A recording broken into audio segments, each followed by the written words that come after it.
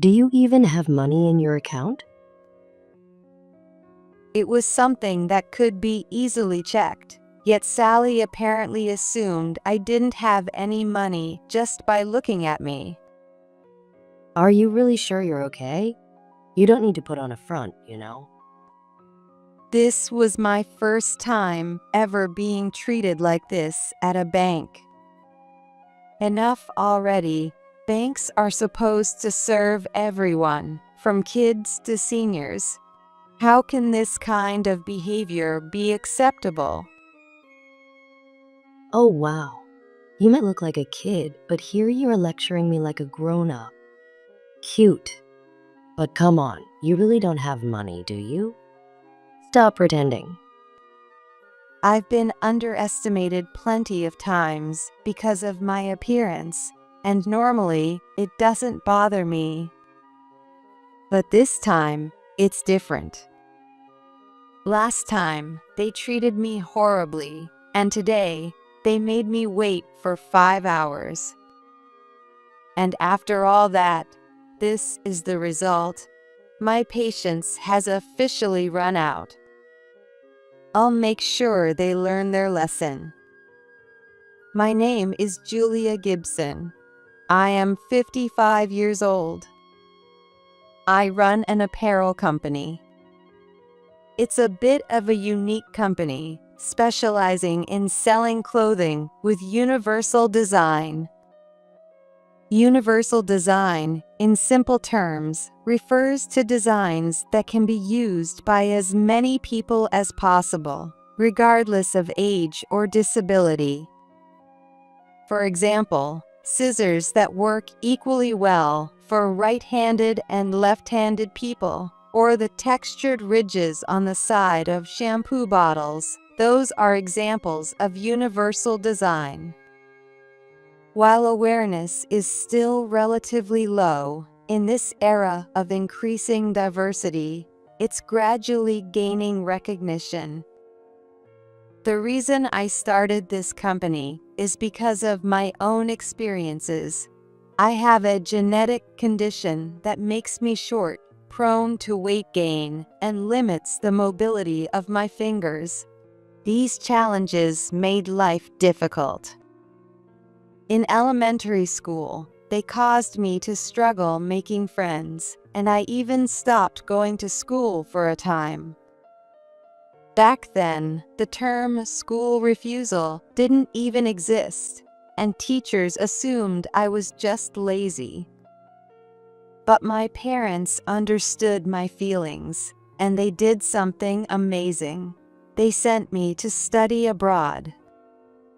They researched and found out that Scandinavian countries were advanced in terms of welfare, and so my mom and I relocated there.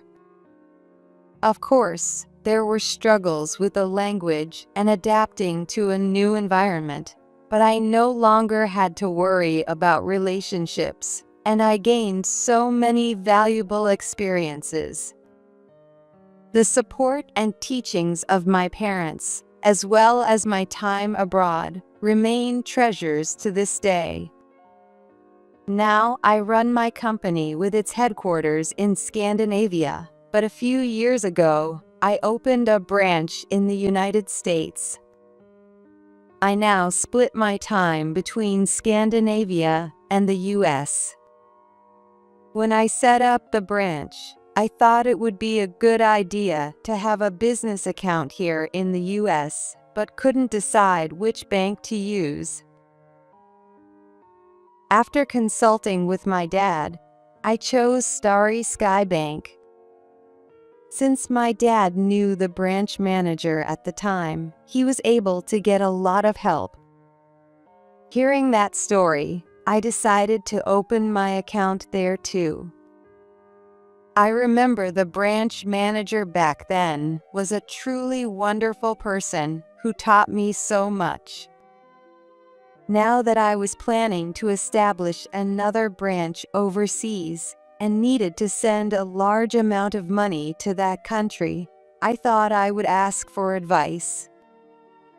I figured the branch manager would have a great solution. But instead, I was about to have a terrible experience.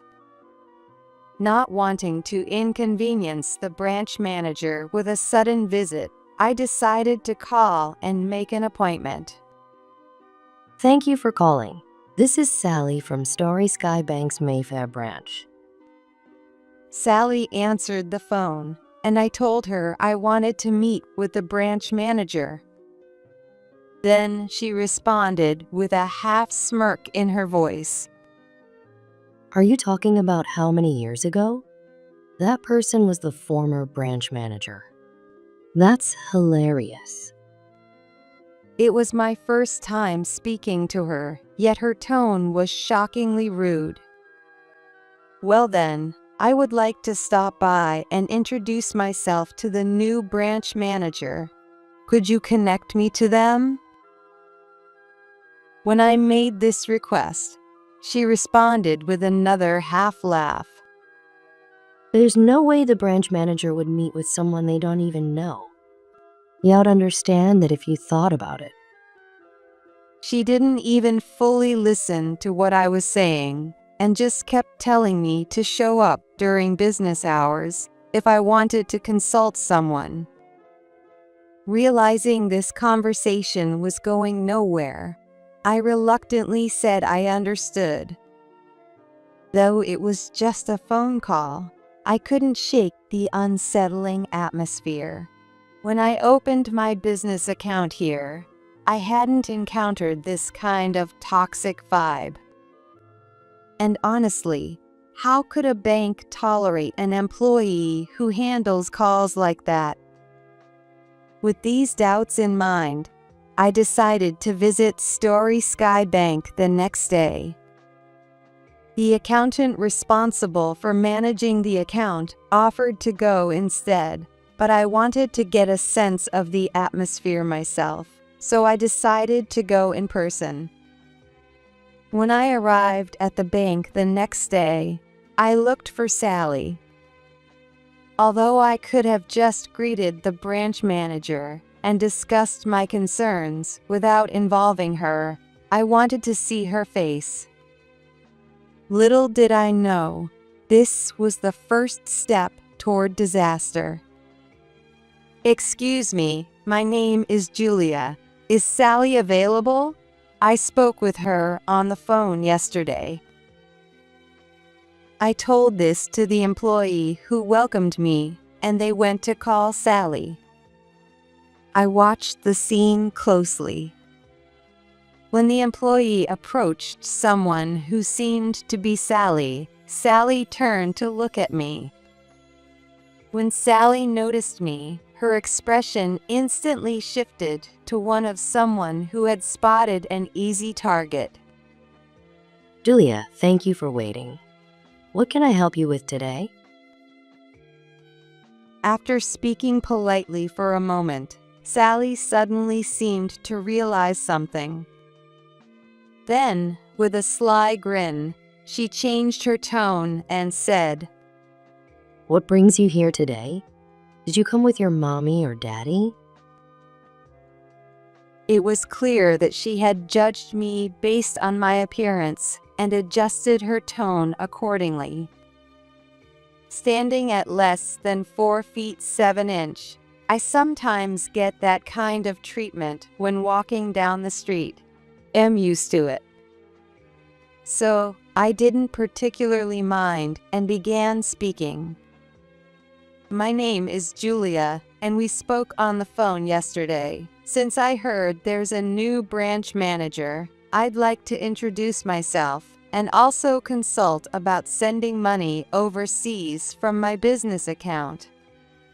Considering I'd mentioned transferring money from a business account, she should have realized I was at least a working professional.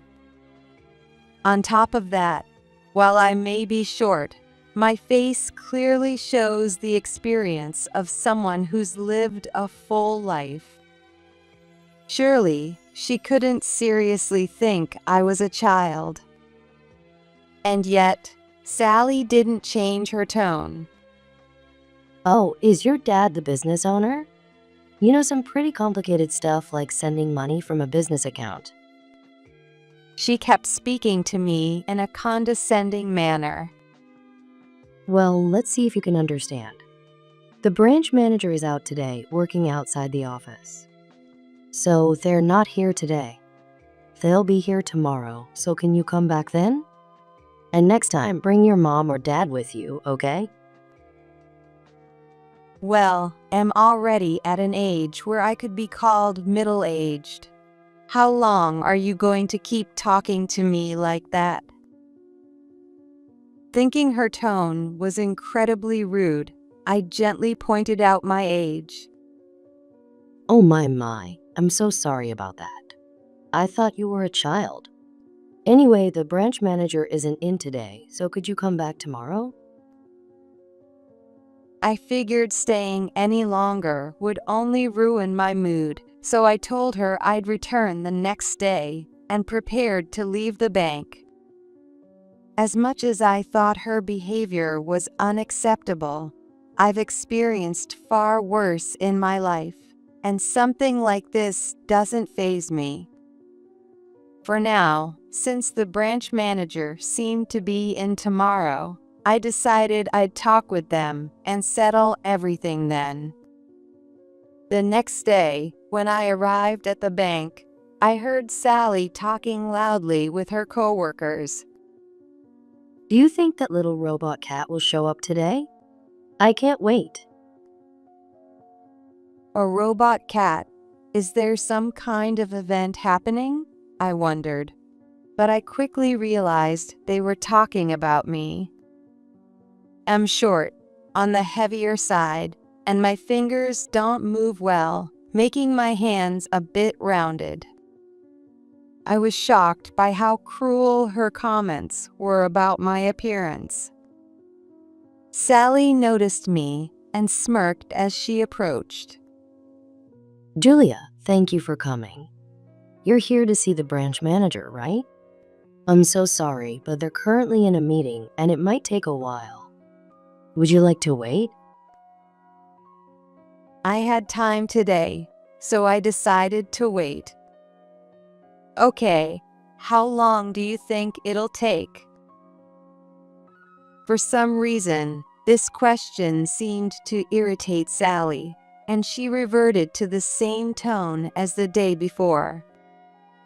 Have you ever worked before? There's no way to know when a meeting will end. Maybe it's a bit too hard for you to understand, huh?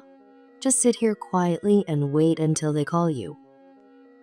She spat out her words and walked back behind the counter. I started to regret coming here, wondering if yesterday's experience hadn't been an illusion after all. If I had let the accountant handle it, this probably wouldn't have happened. But I really wanted to meet the branch manager in person, so I had no choice. With that thought, I waited. But no matter how long I waited, it didn't seem like I'd be called. I also noticed Sally glancing at me occasionally and laughing.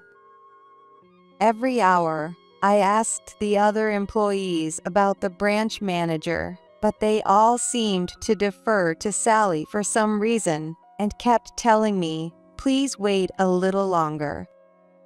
At this point, I was determined to see this through to the end. But after 5 hours had passed, I realized waiting any longer was a waste of time and approached Sally. Sally, I've been waiting for 5 hours now. How much longer will it take? Huh? Don't you have plenty of time? Just wait a little longer. You're the one who said you'd wait. Clearly, this person lacked the basic courtesy of not only a bank employee, but also a working professional. I was beginning to feel disgusted at the thought of keeping my business funds in a bank that employed someone like this. I'm sorry, but I can no longer continue my relationship with Starry Sky Bank. I'd like to close my account. Huh? Sure, whatever. But do you even have any money in your account? Even though she could easily check, Sally had apparently judged from my appearance that I didn't have any money. Are you really okay? You don't need to put on a front, you know?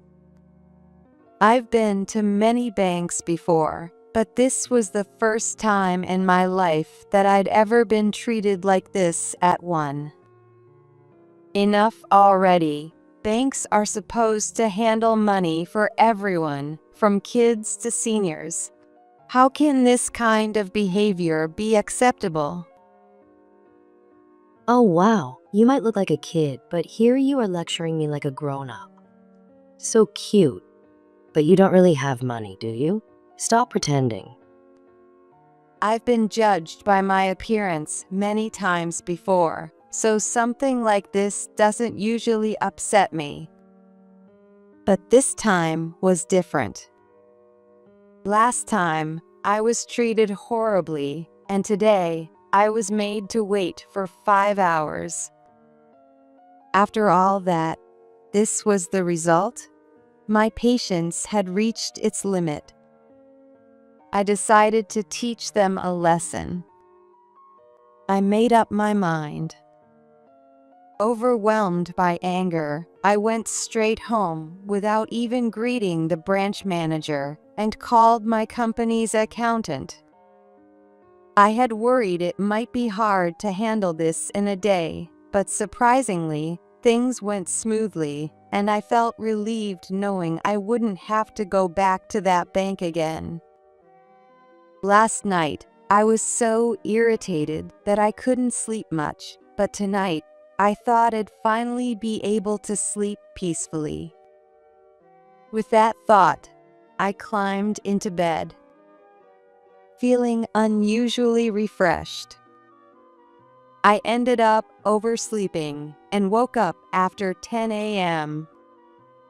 Panicking, I quickly got dressed and started getting ready to head to the office. That's when I heard an annoying buzzing sound coming from the living room.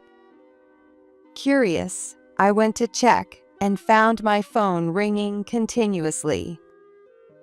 Since I never bring my phone into my bedroom while I sleep, I hadn't noticed it until now. Still, the sheer number of missed calls was overwhelming. When I checked the number, it was from Starry Sky Bank's Mayfair branch. Ah, it must be about yesterday, I thought, and decided to ignore it for a while. The matter was already resolved as far as I was concerned. To stop the buzzing sound from annoying me, I switched my phone to silent mode. I couldn't help but feel grateful for my team at the office. I had anticipated that the bank would call my company once they realized the situation. So I had told my staff to forward everything related to this matter directly to me. Their compliance with my odd instructions was probably why I had so many missed calls. With gratitude for my team's competence, I headed to the office. Initially, the missed calls were only from the bank's landline, but now they were coming from a mobile number as well. When I listened to the voicemail, I learned that the branch manager from the Mayfair branch had called, but I continued to ignore it. At the office, the head of the accounting department was waiting for me. When I thanked him for handling yesterday's issue, he told me that the branch manager and Sally, the employee from yesterday, were at the office. I couldn't believe they'd actually come to my workplace. Apparently, the head of accounting had told them that I was too busy to meet today, but they insisted they'd wait as long as it took.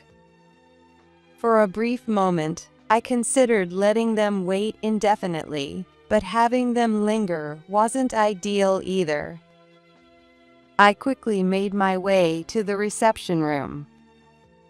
Inside, Sally, who seemed completely unrepentant, and the visibly uncomfortable branch manager sat, exuding a gloomy atmosphere. It's a pleasure to meet you. I'm Mason, the branch manager of Starry Sky Bank's Mayfair branch. I deeply apologize for the unpleasant experience we caused you, Julia. He apologized deeply. Sally reluctantly apologized, too. Oh, you're talking about yesterday? We've already taken appropriate measures on our end, so there's no need for further apologies. As for Sally, we'll handle her situation internally and send you an official notice later. Well, I think that's all for today. As I stood up to leave, Mason, stammering nervously, began speaking quickly. About the $10 million from yesterday. Could you please reconsider? Sally scoffed at Mason's words, her attitude mocking and dismissive. Oh, $10 million, right? I'll go ahead and close out all remaining accounts so we can terminate our dealings with your bank. Thank you for everything up until now. Closing the accounts? That would be a problem. Even though he said that, there was no way I'd continue doing business with a bank that employed such disrespectful staff. My decision is final. Now, let's end this discussion here. My schedule is completely full today, so I'm afraid I'll have to ask you to leave. As I prepared to leave again, Sally made another absurd remark. Mason, come on. It's fine to let this company go. They're not even well known and they'll collapse soon enough. Lending money to or dealing with such an unknown company is actually a risk. Besides, we've got my dad's influence to back us up, so there's nothing to worry about. Our company had never sought loans or financing, but Sally didn't seem to grasp that and continued to act high and mighty. Meanwhile, Mason was visibly sweating profusely, looking entirely flustered. I began to wonder why Mason seemed so powerless in front of Sally. Members of the Chamber of Commerce can use our bank without any issues, right? So it's all fine. Let's just ignore this woman. I mean, she looks like a childish old lady. There's no way she's capable of running a business. Look at her. It was clear that Sally had a real talent for mocking people based on their appearance. From her comments, I also learned that her father was the chairman of the Chamber of Commerce. Ah, so that's where her brazen confidence comes from, I thought, finally understanding her attitude. Well, since we're done talking, I think This was the third time I had attempted to end the conversation. And yet, it still showed no signs of ending. As I stood up to guide the two out, Mason's phone started ringing. At first, Mason tried to ignore it, but the calls kept coming relentlessly. Instead of stepping outside to take the call, he signaled to me with his eyes and answered the phone, saying, "Excuse me for a moment." This is Mason. What's the matter? What? After speaking on the phone for a while, Mason let out a deep sigh and hung up, burying his head in his hands. At that moment, I could tell this was going to drag on.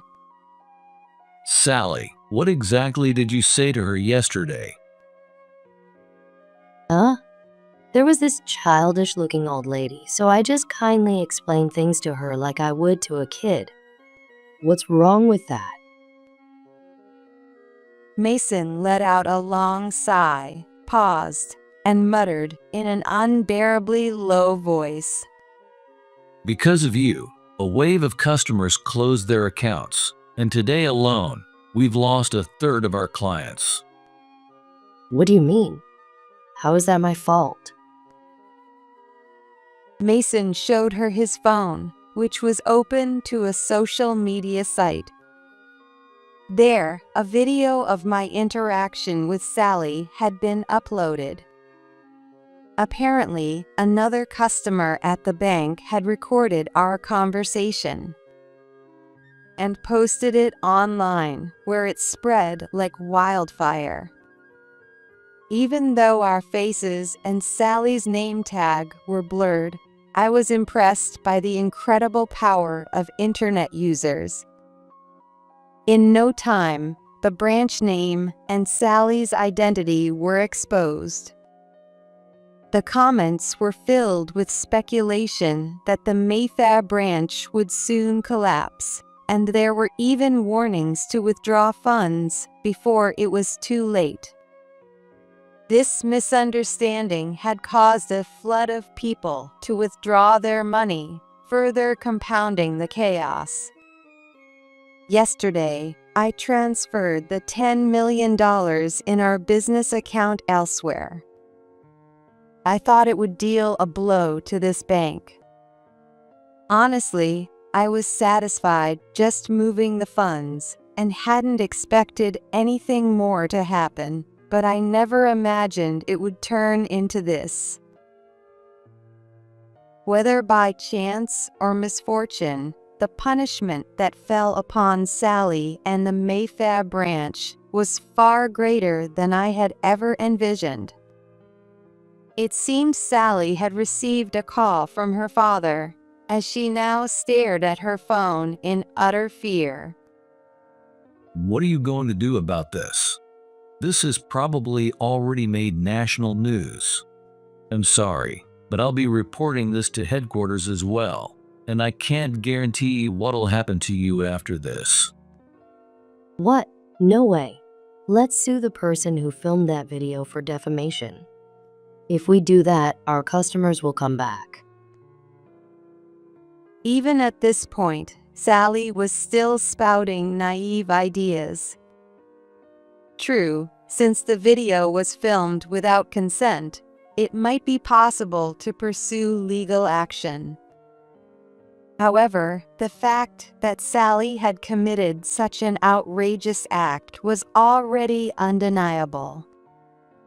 Moreover, the bank itself would be held accountable for allowing this to happen.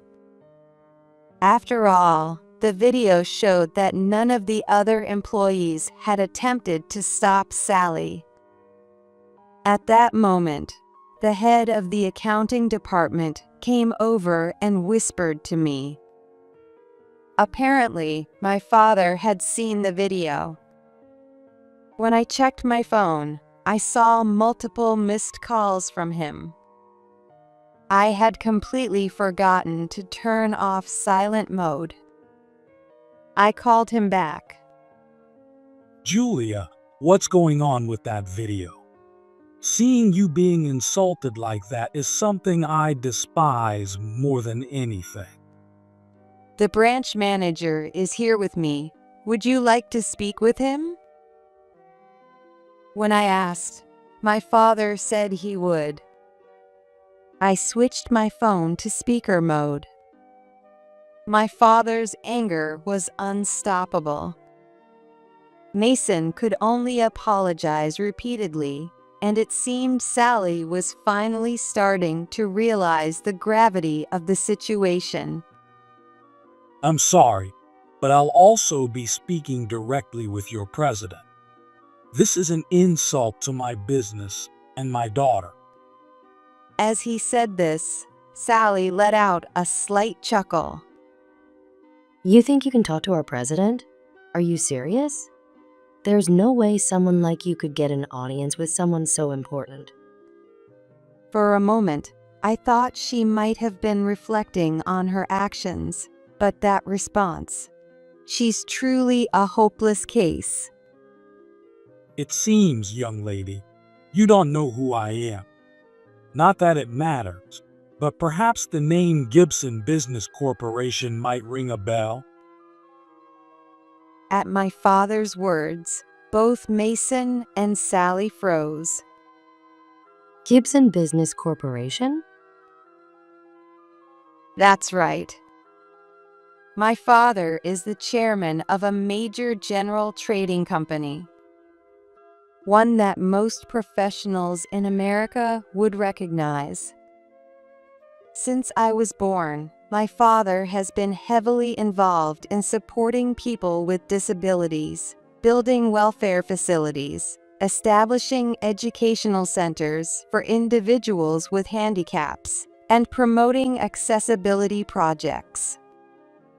He also ensured I had a variety of life experiences. While I might have physical limitations, my father instilled in me the knowledge and skills to overcome them. Investments, business management, these are just a few areas he taught me. Thanks to him, I had accumulated significant wealth at a young age and was able to expand my business without relying on bank loans. Hearing that his daughter had been mistreated for her physical condition enraged him to no end.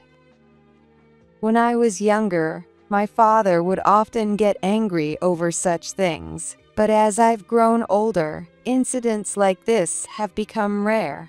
Hearing his furious voice after such a long time brought back memories. I felt a bit embarrassed thinking, I'm 55 years old though. Then I heard quiet sobbing.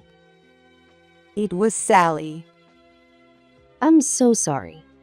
When I was a kid, I was bullied for being short. Seeing you reminded me of my younger self, and I'm really sorry.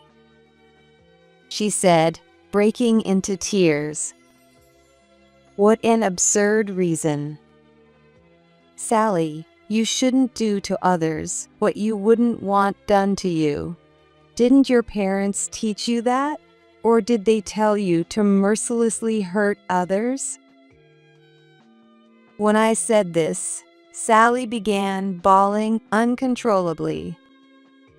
Since I had accomplished everything I wanted to, I told Mason and Sally to leave, saying I couldn't let them stay any longer.